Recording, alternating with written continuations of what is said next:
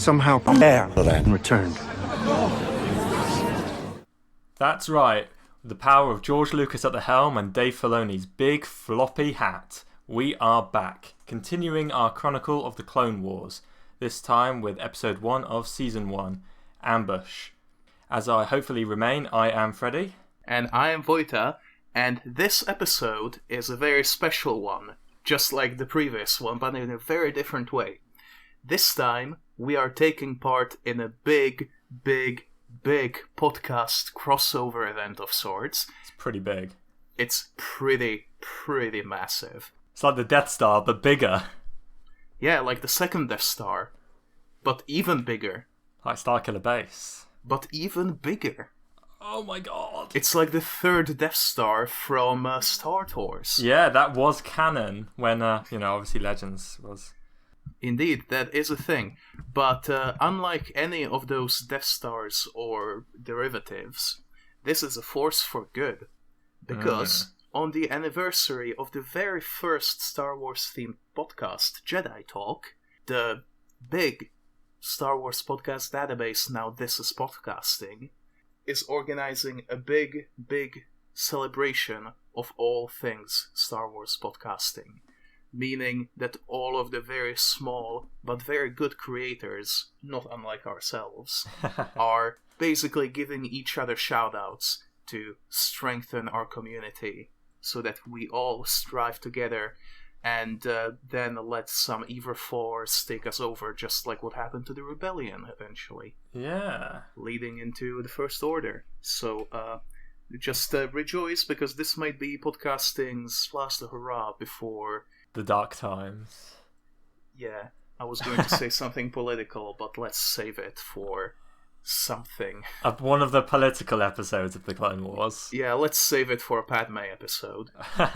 It's just occurred to me, though, eventually we'll be also covering Bad Batch when that comes out around May. Yeah, and I think when that happens, we will probably take a tiny break from Clone Wars, just for the time that we do this.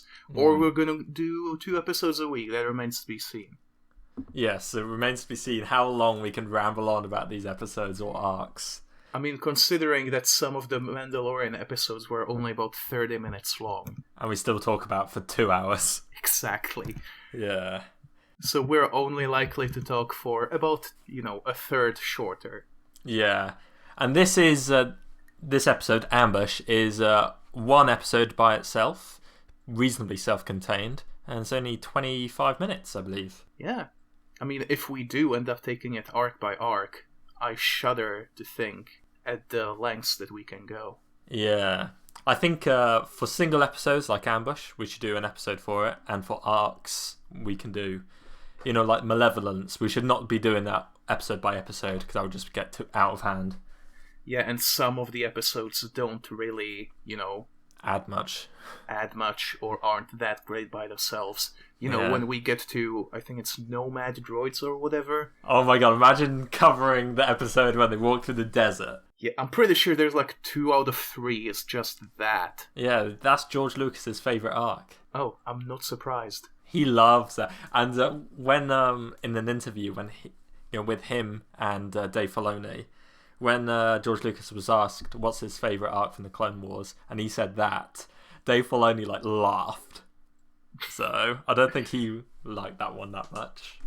Yeah, we should not be going too far ahead, because we're not the clone clairvoyants, we're the clone chroniclers, and we are here to write down the lives of all the clones as they unfold, not spoil everything right from the get-go. Yeah, hopefully.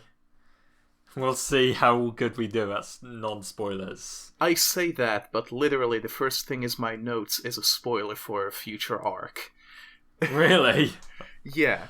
Well, at the start of this episode, the reel, which in my opinion, the music was a bit weird. I'm not sure if you noticed that. I have noticed that the music was very, very uneven in the whole episode. Sometimes it was dope, and sometimes it just tuned out even during action scenes. But what was wrong with the music in the beginning? It just sounded a bit weird. It was better in later seasons, in my opinion. You know, the intro music that is. Yeah, I think that the proper intro music happened over the credits for some reason. Yeah. I don't know. They were just figuring it out. It was their first episode after all. Yeah, that's true. But I think it was not that bad. Well, you know, it had its ups and downs. Yeah. I don't think we should go right into the Crochet Granite just yet. You know, but I would say it had some of the worst stuff that Clone Wars has, but also it had a lot of the essence of what makes it good. Yeah. I don't think it was that bad, honestly. I feel like there's been way worse episodes. I think to start off the season, this one's fine. Yeah, I think it's a good season opener. It's a good show opener. It tells you sort of what kind of thing is going to happen. Some wacky war hijinks with some dubious background politics following Jedi and clones against a load of droids. Yeah, well, I think that it's good, though, that the film is basically an episode 0 of the show instead of this. Yeah. Because it doesn't really feature any of the main characters, save for, you know, Ventress and Dooku, the main antagonists. Well, Yoda is a major character, but he's by no means a lead character in this show, is he? He's in a fair few episodes, I should think. By lead characters, I meant, you know, the core trio. Yeah. Ahsoka, Obi-Wan, and Anakin. Yeah, but I think it's nice to have episodes that don't follow them. Like, in retrospect, it's nice definitely. to have ones that are an individual story. Of course, like, we will get to, like, probably the episode I've watched the most times, Rookies, has none of them, I think. No, it's only clones in that episode. Yeah, and of course we have nomad droids. But some episodes, some arcs don't have any clones in them. Yes, yeah. This is a very good thing about this show. I think it feels less like just one story. It feels more like the story of the entire war, rather than one or a couple characters that are in it. But still, there's a lot of implication that there's a lot more things going on that we don't see. Definitely, and I think that I don't think that the scattered timeline necessarily helps, but it doesn't hurt either. What I think does help, though, is the split focus that we also just mentioned, and I think that the best thing that ties it all together are the reels in the beginning, actually. Which this was one of the weakest reels in my opinion, because it's just clips from other episodes and the movie. Yeah, which was a little jarring, especially since, you know, this being first episode and we're seeing things from future later arcs. Episodes. Literally, the next arc, we see the Malevolence. Yeah, the titular Malevolence. We're not saying what it is, but you get to see it, which is literally the first shot in the episode, barring logos. Yeah. Like, and bruh, fortune cookies. That's the next bloody arc. Yeah, bloody next episode. Yeah. But that just, I think, kind of, even though it is a little weird, it just gives you a little taste of this is happening sort of concurrently, and it's bad, but you don't yet know what it is. You'll find out. Yeah, that's true. It is concurrent, so that sort of helps with the timeline. It's quite immersive that way, as if it was really happening at the same time-ish. Yeah. We can probably sum up what this episode is about very easily, I think. Yeah, like the premise and just some... Should we do that? Yeah, let's move on to the Crochet Granite. Yeah. So, in this episode, the Republic want to set up a new supply base in Toydaria, and to do that, they are going to meet with King Katunko of Toydaria on this neutral moon called Rugosa, and they do it secretly, but the Separatists know about it. And they send their own envoy, Supreme Leader Asajj Ventress, to try to convince King Katunko to join the Separatists instead. Yeah, and so Asajj Ventress has got to capture Yoda and 3 clones with the bloody droids, and if she does that, then King Katunko would join with the Separatists, and if Yoda wins, he'll join the Republic, and that was their deal. And Yeah. obviously Yoda wins, so... Because lol, Yoda wins. You've seen it in Yeah. the movies. And But- then the Republic take over. Yeah, and that's a good thing. Totally, definitely. Totally a good thing. Yeah. And but interestingly, the motto of this episode: "Great leaders inspire greatness in others." So obviously that's in reference to Yoda being great, and he helps the clones, the 3 clones, become great and, stop the foe. But is the opposite also true? Terrible leaders make terrible people. Yeah. So you got Dooku making bloody Asajj Ventress bad because she was a Jedi. Mm-hmm. You got bloody Chancellor Palpatine's baddie. Hey, spoilers. He's Darth Sidious, so... Yeah. And Snoke, the lamest big bad, makes the lamest army. But big bad, yeah. Yeah. But, is that... It's sort of saying that, the leaders have the power to lead people astray or forward. Yeah. They can go backwards or forward depending on how a leader acts. How do you feel about the fortune cookies at the start of every episode? Oh, I love them. I wrote extensively about them in one of my exams for media studies once. Uh-huh. I think they're brilliant. A great inclusion. I don't think they're always good, but I always appreciate that they're there.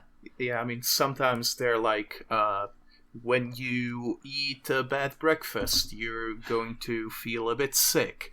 Yeah. But, remember to wash your kale, otherwise you get E. coli or something like that. Yeah. I mean, which is, this is a show for kids. This is kind of like edutainment. It's like Art of War for babies. Oh, yeah, it's true. Co-credit Sun Tzu. Yeah. But I still think that, for what this show is, it's trying to do a lot more. Yeah, definitely. It's trying to be a lot better than what it has to be. It doesn't have to have messages. It doesn't have to be good, but they just tried and succeeded. Yeah, it could very, very easily have just been mindless entertainment. And don't get me wrong, to a certain point, some of it quite was. Yeah, like the big battle scenes. Well, not big battle scenes, but the things with Yoda in this episode. It was and the plentiful droidad jokes, oh yeah, or what I dubbed drones, but it's spelled DROAN, like a drone groan. I really... Are we going into the nitty-gritty of the Crochet Granite? We probably should at this point, yes. Yeah. So the setting of Rugosa, I thought was quite interesting. It's like a coral planet. And if you noticed, it has a didgeridoo as its theme, doesn't it? And that made me think... I have not noticed. Yeah, it was bloody didgeridoo. And it was like Australia, the Great Barrier Reef, with all the bloody coral. That's interesting, but I think that with the setting is where possibly the biggest problem of the show was most visible. Really? Even though they tried to do an interesting location with the corals and stuff, the lack of budget in comparison to the movie was really felt. Pretty much all the locations looked very, very low fidelity in as far as the textures of everything, and the ground was just completely flat, not a single rock anywhere. At some points people just looked like they were walking over spilled chocolate milk. How do you not know that's what this planet is made of? That is a fair point, actually. Maybe this is it's just actually canon if you look on Wikipedia. It was in the 2004 reference book for Truce of Bakura, revisited. The planet is just chocolate sundae with the corals being giant sprinkles. Yeah, that's exactly what it is. I was going to say, I thought the modelling wasn't bad. Well, the fidelity of models. Asajj Ventress looked better in this episode than in the movie. Well, that was my other side of that coin. While the environments looked pretty barren, and especially in the beginning, the space stuff, the spaceships, they moved in a very strange way. They get better as it goes on. Indeed, much, much better. Everything does. But the characters were very, very well modeled, which just didn't mesh with the backgrounds they were moving over. Like Yoda was maybe a little bit like less detailed than in the movie, but you could see like little tiny veins in his eyes. Yeah, he's got his Bernie Sanders hair. Yeah. Pretty well modeled. His ears were like flicking up and down a little bit, just very unnoticeably. Ventress in particular, I like freeze-framed close up on her face. She looked like she had brush marks on her face. Yeah, like it was a painting. It's pretty cool. Yeah. Or if she had just didn't spend too much doing her makeup that morning.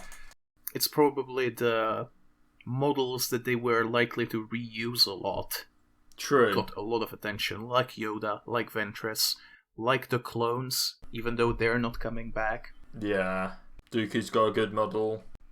And bloody King Katunko, he does return, but I didn't think his model was bad. He was somewhere in the middle because he was quite central to the episode. Yeah, and you spent a lot of time on him, but he doesn't appear enough in the show to be like super good looking. Yeah, he is not like Hugh Jackman level good looking. He's more of a Danny DeVito. Danny DeVito, whoa! I watched the Friends episode the other day when he was a stripper. Oh, that's interesting. Yeah. But I don't know who voiced King Katunko, but I'm glad it wasn't. His voice wasn't as let's just say spicy as Watto's. Yeah, he did have an accent, but it wasn't. I think it was a made-up accent. Offensive. Possibly. I can't say that I know enough accents. But they made the Toydarians. I feel like their representation of the Toydarians in this episode was like, Watto was an outlier, guys. We swear he's not actually the same. Not all Toydarians are like Watto. Yeah, hashtag not all. Please don't hate Star Wars for one offensive character.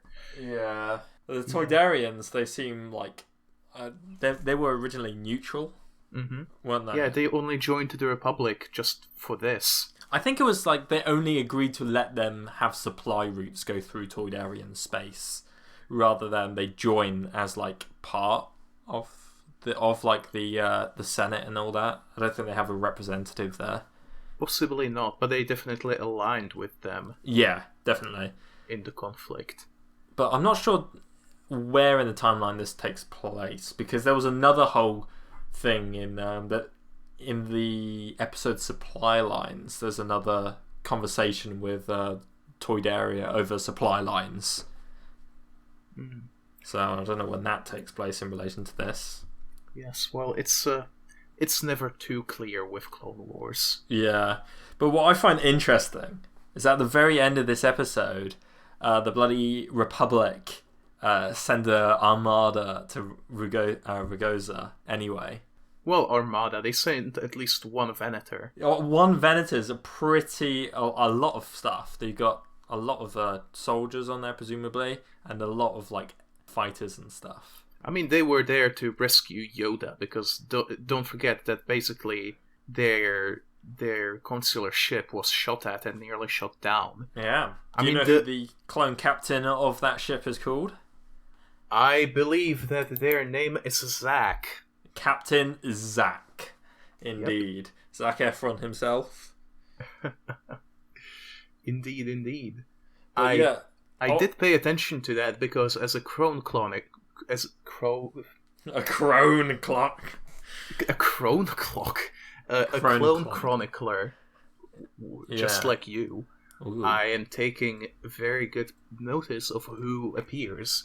And for the same reason, I know that the newsreel at the beginning featured Commander Cody, as well as a certain trooper named Danal.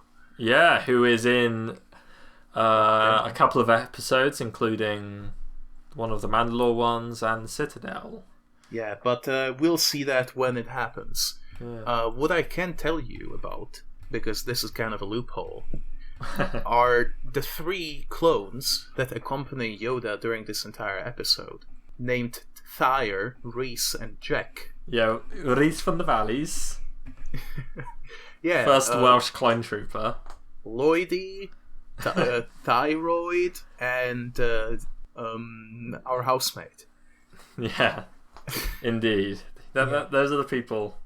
Those are the clone troopers. But they all get an inspirational speech from Yoda individually.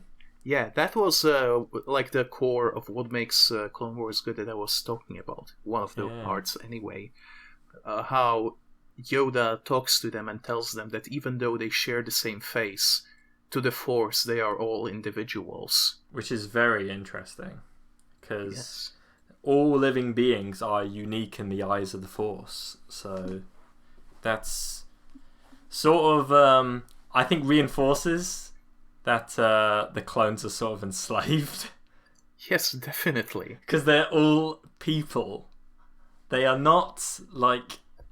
If they were mindless like droids, which in this episode we sort of see that droids aren't mindless anyway, but if they were mindless like droids, then I guess using them without, in just an army would be better. But clearly they are living people that literally have no choice but to fight in a war. Yes. So it's, I'm not sure if it was intentional or it was just a big blunder, but this show goes a very long way to humanize the clones. I think that's one of the aims. Yeah, but it just makes everything worse.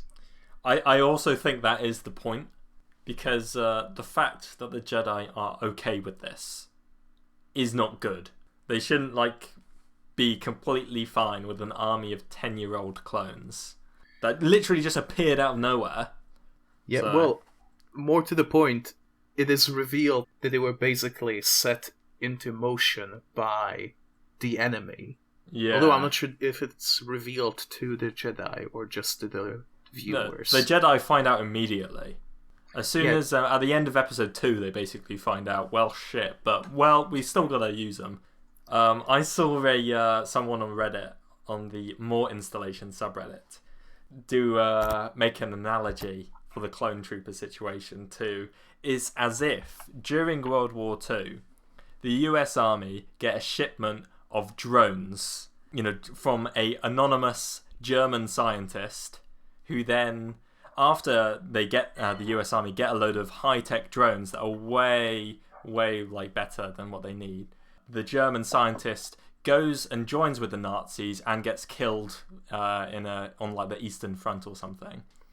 And then get surprised when the bloody drones turn against them. So it's of course that was going to happen. Yeah. I don't know if that's just a big plot hole. No, I think that's on purpose. If it's meant to just illustrate how far the Jedi have fallen. Yeah, I think the Jedi have literally lost not only their foresight, but also just common sense. I mean, in a way, their hands were tied behind their back. They couldn't really do anything because they needed an army. And they did. They did need an army because they were going to fight the war anyway.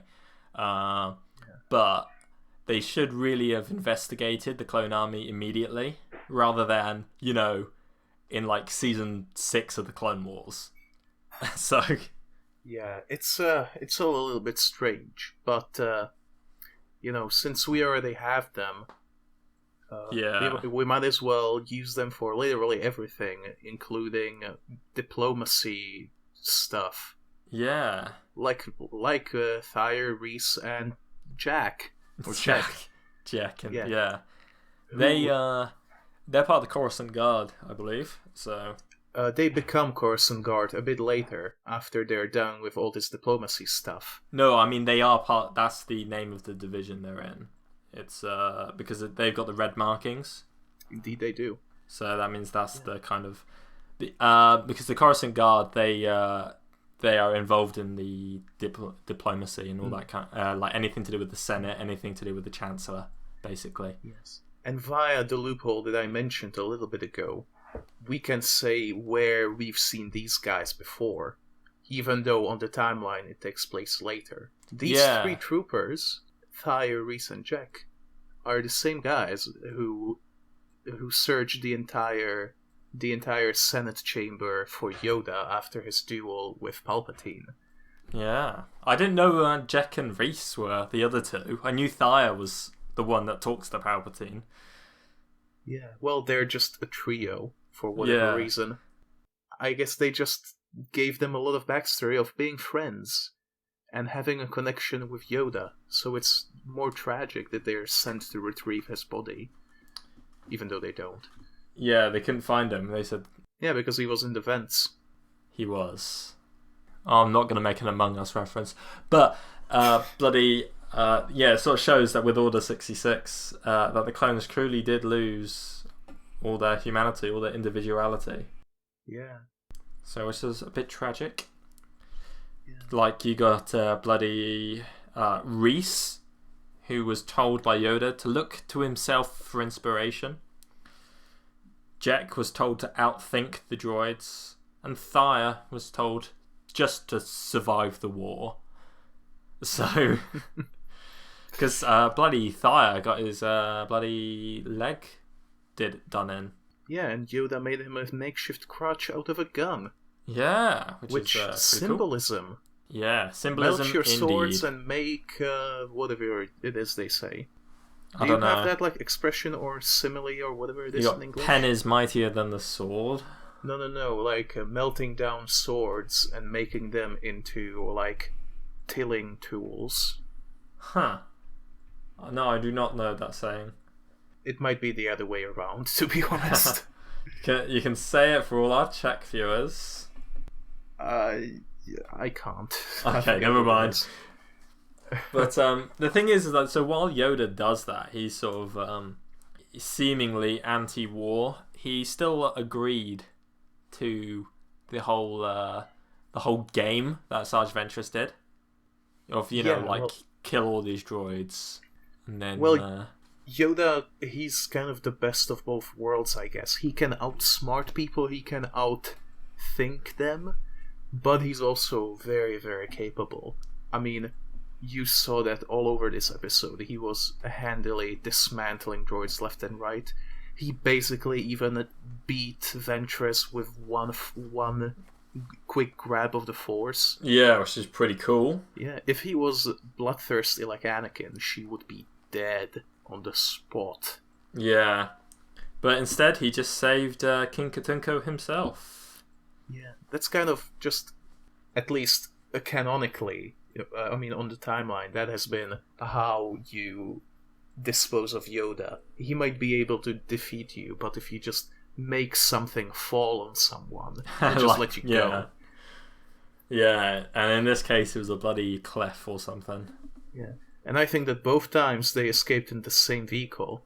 Bloody Geonosian ship. Yeah. And Dooku's, whatever. Yeah, well, Asajj Ventress used a Geonosian ship in the 2003 Clone Wars animation when she was antagonizing Anakin at the Battle of Moonlist. So, whoa. Antagonizing, huh? Yeah, hence being an antagonist. Yo, but not necessarily a villain. Yeah, well, I mean, later she becomes something. I don't know. Yeah, anti-hero, maybe? Yeah, I guess so. She's not exactly a good guy still. No. But she is the person who kind of tries to get Quinlan Vos back to the light side after he goes bad. Spoilers, though. Whoa. I was going to say that you were saying that Yoda is very capable, but yes. I feel like Yoda is still, no matter his parallels or whatever, and his sayings and mottos. I think it's implied that these mottos at the start of each episode are something Yoda would say. That's always the implication I've always thought. But Yoda's still part of the machine. He's still part of everything that's making the Clone Wars tick, and the Jedi making their decisions that works towards Palpatine's favour.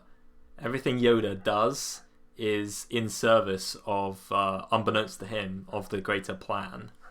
Yes, which is pretty tragic, how even the best of them was completely just unable to do anything, because he...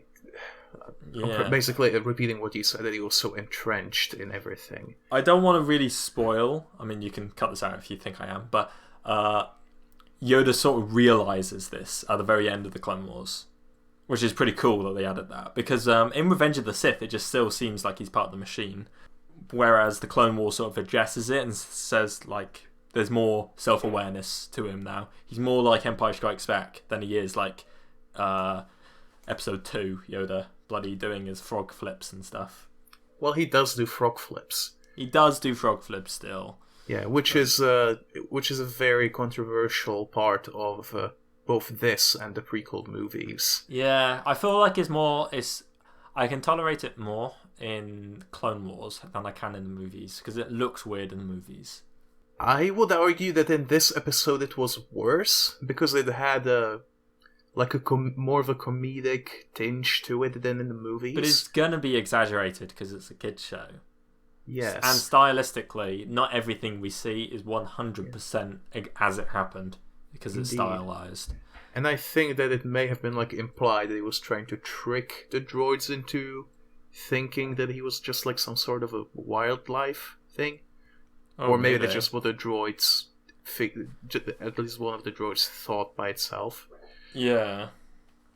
Because they do start shooting at him anyway. Yoda did like chopping off legs though. Well, they're close by. Yeah. Are you calling Yoda short?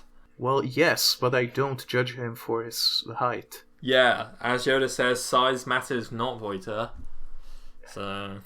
Well, you do have to tell me that twice.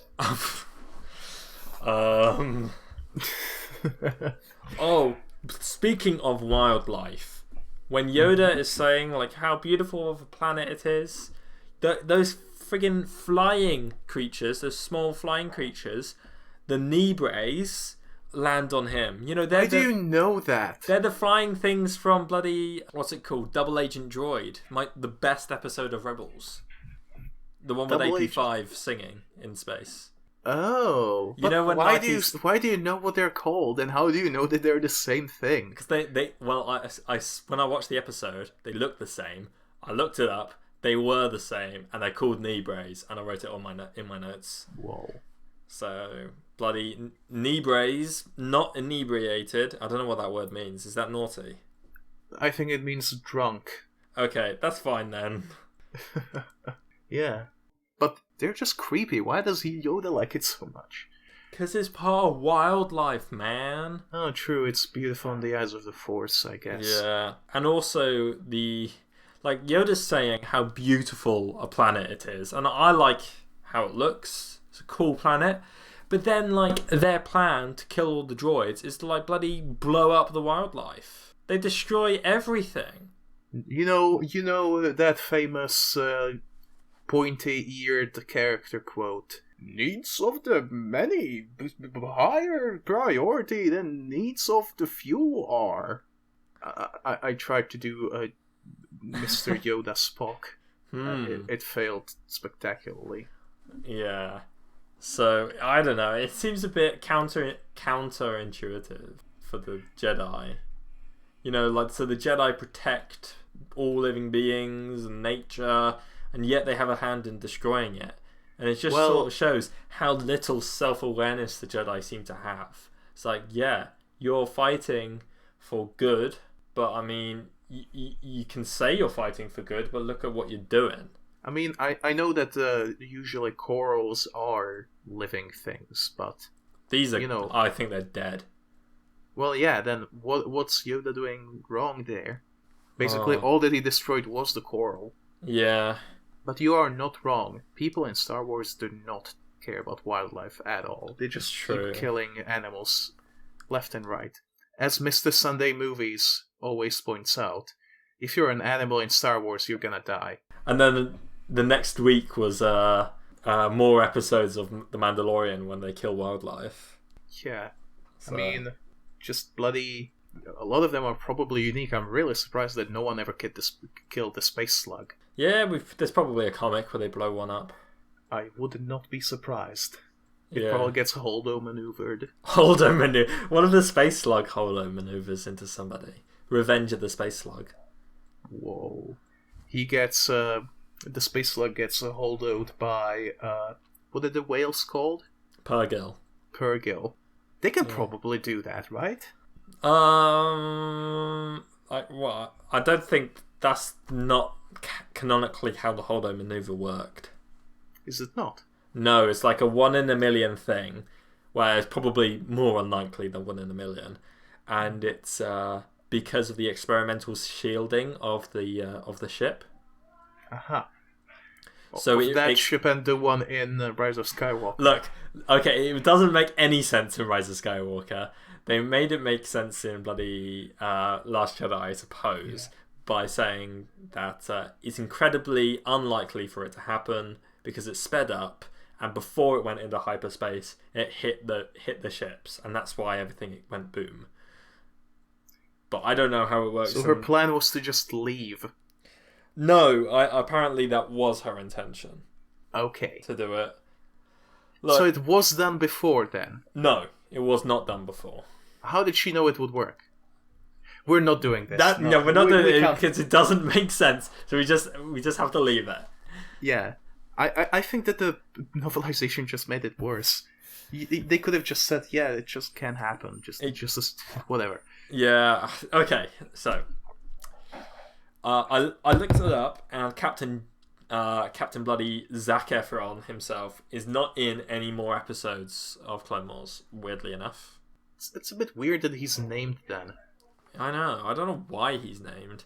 Maybe he'll be in the Clone Wars Characters Encyclopedia that's coming in April.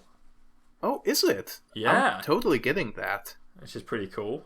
I think that would help our chronicling of the bloody Clone Wars. Yeah, but we ought to remember no peeking into the future. That's a bad one. No Peking duck. Yeah, no pecking order. Whoa, there's apparently a Clone Wars manga. Nice. I mean, there are manga versions of the original trilogy as well. But this is from 2009. It's pretty dang early. Yeah, that's crazy. What an early bird. Early bird, early Clone Wars weebs. Right. Now for something completely different. Did you also find it a bit weird that the holograms were 3D objects?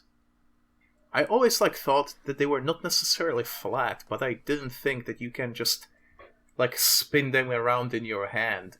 Just look at them from the back and flip them upside down. That's how they've always worked. Is it though? Yeah. Huh. Don't you remember in bloody the Ahsoka's Walkabout when Maul's on the hologram call? First off, that hasn't happened yet. Yeah, but I know, but he looks round a corner in a hologram. Oh yeah, that. Oh no. That's the worst thing I've ever thought of. Yeah. Look, holograms don't make that much sense, but I feel like this episode does confirm our theory on holograms from last episode, because when Yoda is looking at the hologram of King Katunko, he is clearly looking straight ahead of himself. But when King Katunko is seeing Yoda, Yoda is looking up. Yeah. It just does whatever it needs to do. Yeah. It's like TARDIS technology. It just works. It's Todd Howard technology. Yeah, TARDIS stands for Todd Ardis. Todd Ardis, yeah. That's his middle name. Todd Ardis Howard. The H is silent in TARDIS. Yeah. Well, I was thinking there was some strange things said in this episode. Well, not strange, but just there's a nice callback to episode 2 with that super battle droid saying "Die Republic dogs." Mm-hmm. So clearly, bloody droids like saying "Die blank dogs" because C-3PO says "Die Jedi dogs." I am fairly sure that I've heard the phrase "suck laser" before. Yeah, I thought suck laser was a very strange thing for them to say, because it's a kids show. They're saying suck laser. They Jeez. they have some very strange one-liners in this show. Yeah. Especially when they're brandishing a rotary laser gun, which I don't know if it makes too much sense, but it was cool. Why not? But they did almost run out of ammo in this episode. So to those they were people... down to 3 grenades and 1 rocket launcher rocket. Yeah. So to those people saying there's no ammo in Star Wars, be an intellectual like us and watch the Clone Wars. Indeed. Like, on a similar topic, back to Last Jedi. Like, when people started complaining that there never used to be fuel in Star Wars, its existence breaks the universe. There's always been friggin' fuel in Star Wars. I swear, there'll be an episode in Clone Wars. I can't remember, but there'll probably be an episode in Clone Wars when fuel is a plot point. Yeah. Also, there were fuel tanks on the Invisible Hand in the deleted scene of Episode 3. Yeah, the best Revenge Episode 2 deleted scene. Yeah, my favorite Episode 1 deleted scene was the entire third film, because it wasn't filmed for the movie, because it wasn't written yet and wouldn't for another 5 years. But it still qualifies. In Episode 1, I think there was a deleted scene when Anakin gets into a fight with young Greedo. I do believe that is the case, but I not want The any thing of is that I can't remember if that's actually just in the film, because I haven't seen Episode 1 in so long. I do not believe it is. I think he's just there. Yeah, young Greedo is definitely there. Was young Han Solo meant to be there, or was there just like a red letter media joke? Someone suggested to George Lucas, I think, for young Han Solo to be in Episode 3, and he said no. Good. So I'm pretty sure. Yeah. Although I do remember that bloody red letter media joke. I still can picture the young Han Solo, Halloween costume used. Yeah, I do not like it. I do not like it one bit. No, I'm so glad that never happened. But speaking of costumes, not to get thirsty with Ventress again, but did you notice how low cut her dress was? It was weird. Like for a kids show, how realistic the physics on the fabric of her dress was. Especially when she was like bending down towards Yoda or whoever it was. It was weird. Yeah. It's for adults as well, these shows. Yeah, the dads have to get something out of it as well. Oh well, this God. was this week's this week's segment of Thirst Wars. Yeah, I'm pretty sure there'll probably be more in Malevolence. Yeah, with Plo Koon. I mean, come on. I mean, yeah, who can not, What I find weird about this episode, its premise, is that they went to Ragosa, and that's in a completely different part of the galaxy to where Toydaria is from. Well, where Toydaria is. Well, yeah, that's a bit strange. Like, geography in Star Wars was always a bit odd. Like, I feel like it somewhat was intentional, because they said that it was a neutral moon. But it was like quite far, so maybe they did it very, very far out the way, so no one would suspect that was going to happen. Well, that worked out. Well, the thing is that Palpatine likely knew, so Palpatine would have told bloody Dooku. I mean, Palpatine knows bloody everything. He's like the Warden of the Galaxy or something. Oh my God! I swear to God, there's no Warden of the Galaxy is not a thing. Warden of the Galaxy is a thing. There was an interview where he said it. He being Giancarlo Despacito himself. I can see Wardens of the Sky. No, it's just... This is immaterial. He did say it, though. It doesn't mean anything, but he said it. Oh yeah, I see the interview. Thank you. Yeah. This is like the Obi-Wan show all over again. Oh my... Yeah, but do we actually know the Obi-Wan show is happening? We know the Obi-Wan Kenobi show is happening. But is the Obi-Wan show happening? Really, dude? Are you gonna do me in like this? I mean, I feel like I'm right. Yes, okay, you're right. The Obi-Wan show is not happening. Yeah, the Obi-Wan Kenobi show is. I'm waiting for the Reese the Clone Trooper show. Yeah, I mean, I would prefer an oddball show. What I definitely do not want is the Fox show. Oh yeah, that guy. Called Fox News. I'm glad Thaya was in this episode because he's always been one of my favourite clones for some reason. I don't know why. I mean, he does have a very cool look. He kind of looks like, what's his name, Aldo? Or the guy from the Clone Wars animated show? Well, the other Fordo. one. Fordo? Yeah. What is it? Aldo? You're thinking of Ordo. Or maybe of Hondo. Oh, I thought you meant like Candarius Ordo. Oh yeah, the guy from KOTOR. Yeah. I always forget his name. It's a weird name, Candarius Ordo. You see, people are saying that there might be a KOTOR remake. So I have heard, but I'm not sure. Or a KOTOR 3, people say, but I think that's incredibly unlikely.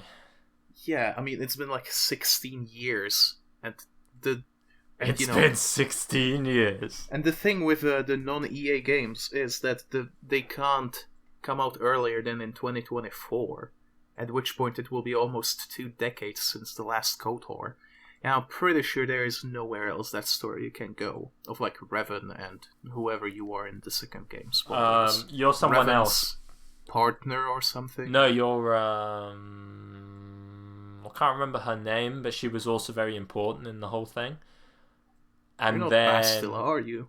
I think I said in the podcast before, but the writers of the first KOTOR were very bitter about Obsidian writing KOTOR 2 and arguably doing a better job, and so they decided to just kill off the main character of KOTOR 2 in a expanded novel book, which is incredibly petty. Yeah, it's almost like what both J.J. Abrams and, to a lesser degree, what's his face from Looper did to Star Wars, Rian to each other's Johnson? characters. Rian Johnson. I'm sorry, I legit forgot his name. This isn't even a spite thing. At this point, I'm way more spiteful against JJ. Speaking of Looper, who do you think's more likely to be in Star Wars? Joseph Gordon-Levitt or Bruce Willis? Definitely Joseph Gordon-Levitt. He's in like quite a lot. Yeah. He's bloody in what's it called in Inception, Dark Knight Rises, and Dark Knight Rises. That's true. He's bloody future Robin. Yeah.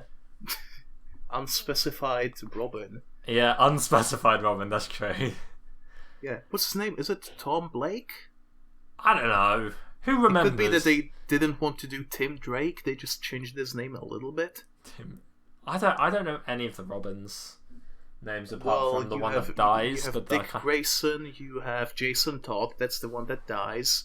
You have Tim Drake, who's a detective in his own right, also known as Red Robin.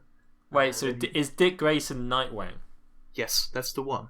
And Jason Todd is Red Hood. Red Hood, yeah. Who came back to life somehow. Well, there are actually 2 different ways that he came to life. In one version, he got pretty much immediately revived with Lazarus Spit.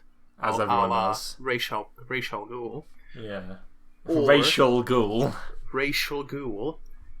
And the other way is Superboy Prime.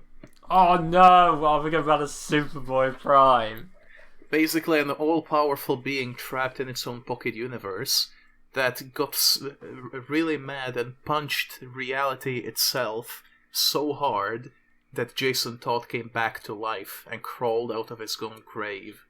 So fucking stupid. Among other things that happened.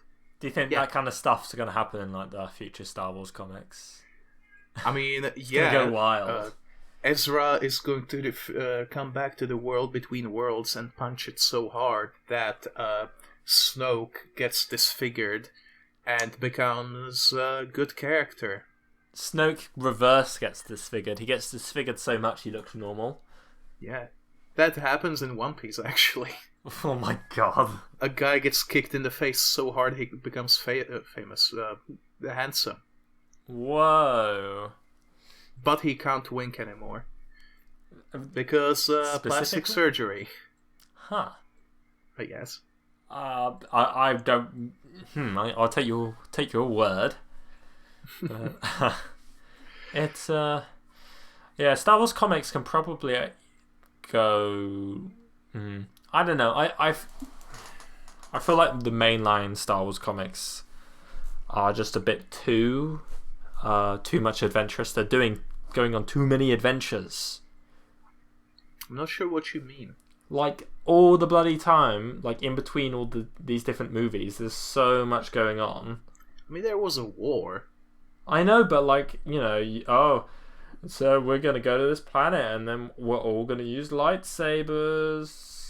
Yeah, that was a bit strange, but you can't just say, and then they did nothing for 2 years and then the other movie happened. Yeah, I know, but... You do have to strike a balance. I mean, it doesn't happen. It's true, balance is a pretty big part of Star Wars.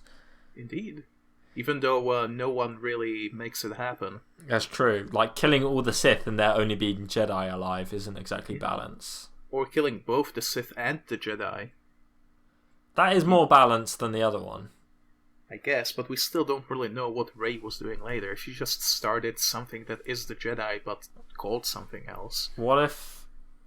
I always thought when Rise of the Skywalker was announced, like the name, which I predicted, by the way, well, half predicted. I'm not sure, do you remember that on the group chat? I'm afraid I don't. I said about an hour before they announced the title, I guaranteed that the title will be The Rise of Blank. And that was right. So no, but my luck aside, and not omniscience, I always thought the Skywalkers was going to be the new name of the Jedi. Just like there were the Jedi Bendu, I thought it was going to be the Jedi Skywalker. Or just the Skywalkers. Potentially. It sounds more like a group than a name, doesn't it? Yeah. And indeed, they are like a job in the ascendancy. That's true, yeah. Yeah. The Skywalkers are basically just human navigation computers. Well, chiss navigation computers. Yeah. Blue men. Well, actually, blue women. Yeah, blue women. Blue tween-age girls and younger. Yeah. It's not creepy. Don't worry. Don't worry, guys. It's totally legal. Don't. Um, we've done too much of that last episode. I'm just talking about their occupation because you're not allowed to get a stable job when you're under 16. Oh yeah, you can't get paid when you're under 16. Yeah. Can you?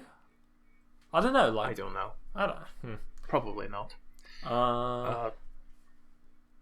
But speaking of things that should probably not happen, we should probably not continue this episode much longer. That's true. And we should, in fact, move this to our Golden Globe nominated segment, Borat 2. Yes. Borat 2 got nominated for 2 Golden Globes, I think. Serious? Yeah. So I think The Mandalorian did too. Nice. But that was a weird tangent that made us go to. But our very star-studded segment, the light side, the dark, and the one in the middle, the Bendu, where we pick our favorite part of the episode, our least favorite part, and something that just kind of happened but was notable. Yeah. In some way.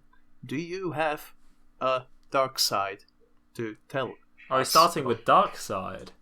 I don't know, dude. No, we do light first, don't we? Yeah. Okay, tell us then. Tell us. My light is... I know there's technically cheating because we said it before, but I really liked the fact that in the eyes of the Force, all clones are individuals. I think that is really, really nice. I think that's really cool. Good world building. And also, in my opinion, I think I may have mentioned this in one of our Mandalorian episodes. I think that also means midichlorian count, or how much you are in tune with the Force, is always a unique variable. Like, even if you're a clone, that's not going to be the same. Yeah. Which kind of explains why all the clones of Galen Marek were not the super powerful thing that he was. Indeed. Why they were all weird blue. They were all Electro from Amazing Spider-Man 2. Yep, I thought of that same one as well. Whereas he was more like Dr. Manhattan. No, I was going to say they were blue like him, weren't they? I know. Yeah. Well, Dr. Manhattan is blue too.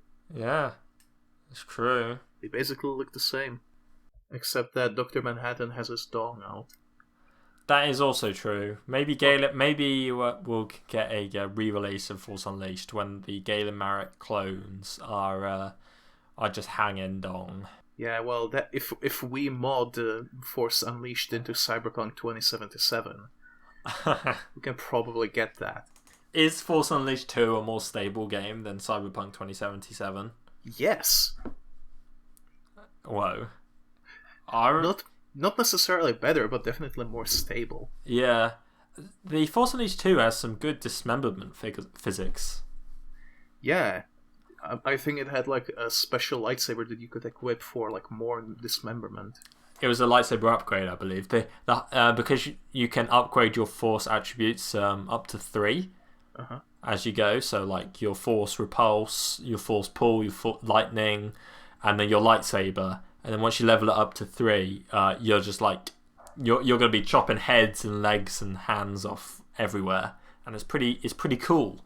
I think the combat in Force Unleashed 2, like the lightsaber combat, I guess, is better than in the original Force Unleashed, but the enemies are worse. So, yeah, definitely.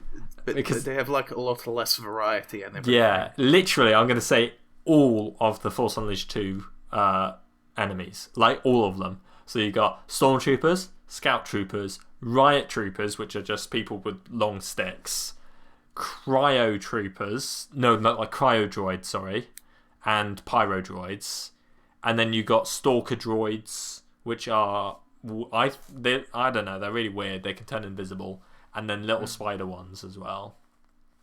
That's it. Yeah, it's not great, but you are not wrong. Everyone being an individual for the Force. Oh yeah, we're talking about that. Yeah. I'm sorry, I'm just a little short on time. Yeah. But for the sake of both brevity and you being absolutely right, I agree that everyone being one with the Force and Forces with them, it's just great. And also, just specifically saying this to clones. Yeah. And humanizing them like that, even though it opens a whole another can of worms with the slavery aspect. At least, unintentionally, probably. Well, unintentionally to Yoda, probably, but I think it's intentional from a narrative standpoint. Possibly. I think that's just what makes this show so good, just humanizing so many characters who look the same, at least have the same face. Yeah. And Yoda, people like Yoda care. He says, we're not leaving anyone behind. Unlike a certain Anakin. Yeah, unlike a certain four-armed frog. Well, yes, but that's a story for another time. Indeed. That's literally going to be like 4 seasons later. Yeah, it's going to be quite a while away. Yeah. So, what's your dark side? Or should I do my dark side? Go for it, if you don't mind. I don't like the I just got promoted part. I don't like that joke. Because it implies that droids can get promoted, and I don't think that makes much sense. Yeah, I would expand that. In fact, mine would be the deluge of droid jokes, which I do have to apologize. In the last episode, you said there are more in the show. I was like, nah, dude. There were more in this episode in 20 minutes than there were in the entire movie. Yeah. It's Yeah. They really don't hang back because you got to entertain the kids. I mean, when they're in a theatre, when they're in a cinema watching the Clone Wars movie, they can't leave. They're stuck. So you can do as little droid jokes as you want. But in the comfort of their living room, you can just change the bloody channel. So you got to keep them laughing.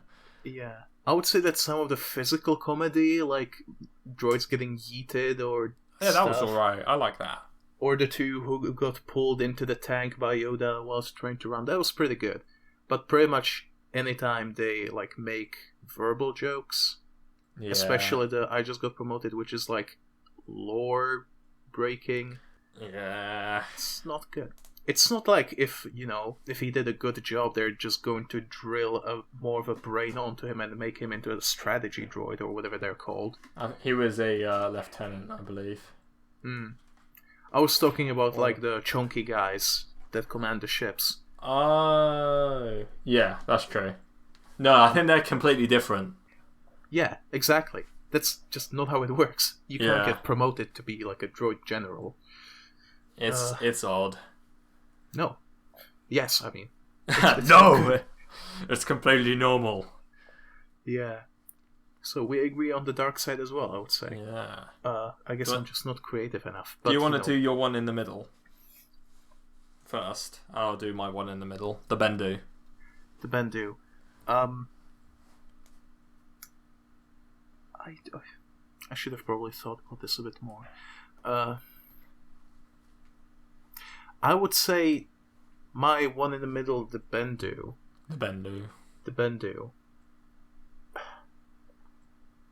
Is would be the voice actor for Yoda, because I just found out before this episode that he is in fact the same voice actor for Admiral Yularen.